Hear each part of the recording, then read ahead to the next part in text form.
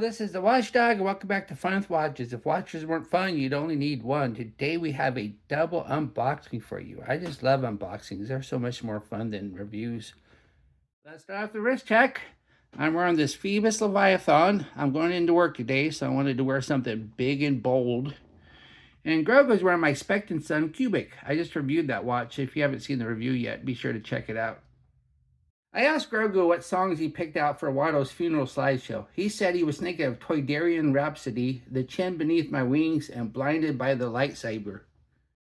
Alright, let's get started. We're going to go with the one on the left because it's the most affordable. I try not to say cheap on Fun with Watches. I try to say affordable. Sometimes I screw up though and say cheap. So please forgive me if I ever do. And we have a Benyar. And we have the unsigned warranty card, the instructions, and oh, sorry.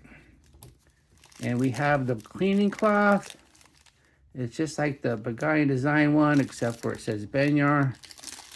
And here's the watch. Oh, not bad.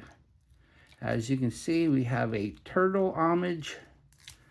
And for all you people that think it's fine to homage a Rolex but not a Seiko because anybody can go buy a Seiko, well, I'm sorry, but on my channel, if you can homage a Rolex, you can homage a Seiko. And so this, of course, is not ultra affordable, it's very affordable. So it's a step below Pagani design. The biggest difference being is usually have a chrome plated case instead of steel. But the bracelets are usually fairly decent, but unfortunately they always have this clasp with no micro adjust. And so that's always a bummer too. But in this case, micro adjust doesn't matter because we have a J style bracelet. We can't say the J word, so we're just going to say J style. And so the links are plenty small, so it's easy to get a good fit without micro adjust. And here it is, and this is an automatic. And Benyars, though, don't use the NH35. They use more affordable Chinese movements. But man, it's a nice looking one. Let's go ahead and spin the bezel. All right, the bezel action's really mushy, lots of back play, so the bezel action is not the best. But that's a nice looking dial. And yes, the case is chrome plated, but it sure is shaped like a Seiko. And of course, this being a Benyar, you're going to get hollow end links. All right. Oops, I got blue on the clasp here. Let's get that blue off. That way this unboxing will be a little bit longer. If I go to 8 minutes, then I get midterm advertising. Make a little bit more revenue. All right, now let's go ahead and put it on the wrist and see what it looks like. Here's the watch and size of my 7.5-inch wrist. That looks nice. It's chunky, but a real Seiko turtle would be chunky too. And I can get 3 fingers underneath. So this does not get the Joe Haynes seal of approval. I have to be able to get 4 fingers for that. But no, I'm pleased with this so far. So on to the next watch. All right, let's get this one open. I know what it is, so this won't be a surprise. Sometimes when I look at the AliExpress shipping information, there's nothing there. And sometimes it tells me exactly what got shipped. And here it is. We have a Pagani design.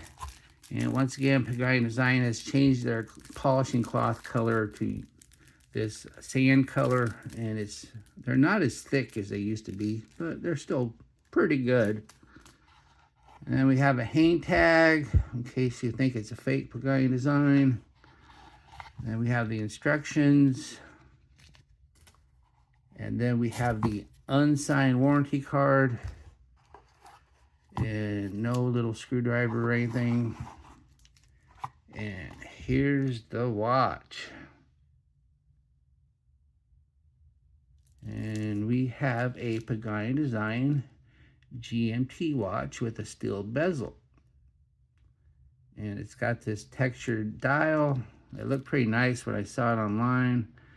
Now, one thing though, this does not have the NH34. This has the DG5833, which is their more affordable GMT movement. So Pagani Design was switching a lot of their watches to the NH34, and I think they realized that just increased the cost too much. And so I think they've been going back to the DG5833 because it keeps the cost down. And I don't know. I mean, yeah, I'd rather have an NH34 than a DG5833. But that would have probably raised the price of this watch. And this watch just came out, and it was kind of expensive. I finally found a pretty good price on it, but most stores were selling it for over $100, which is kind of expensive for a DJ5833 powered watch. But I found this one for about $70, I think. So, but here it is. And I gotta say, it looks nice from a distance, but close up, this texturing on the dial looks kind of cheap. So I don't know if I'm the biggest fan of this dial, but maybe it will grow on me. Maybe I'll have a different opinion when I do the review. But let's take the plastic off. And there's the rotor. And one thing, when the Pagani Design uses the DG5833, they use a sine rotor. But whenever they use a Seiko, such as the NH35 or the NH34, they use the stock rotor. So the display looks a little bit nicer. I mean, the NH35 and NH34 are great movements, but they're not exactly pretty. So let's see if I can get the blue off. Let's go ahead and have a packing tape. All right, let me see if I can get the blue off the crown.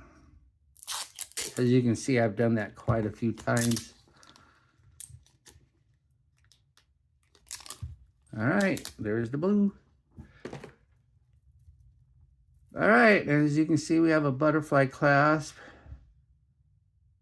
And I can't, okay, these are push pins because they have the little arrows. They don't put the little arrows on screw pins. And I'm perfectly happy with push pins. It's going to be easier to size this thing. All right, let's go ahead and put it on the wrist and see what it looks like. Here's the watch and size of my 7.5-inch wrist. That looks nice. That wears nice. Look at how that case kind of contours to the wrist. So I like that. And I can get 4 fingers underneath. So this is going to get the Joe Haynes seal of approval.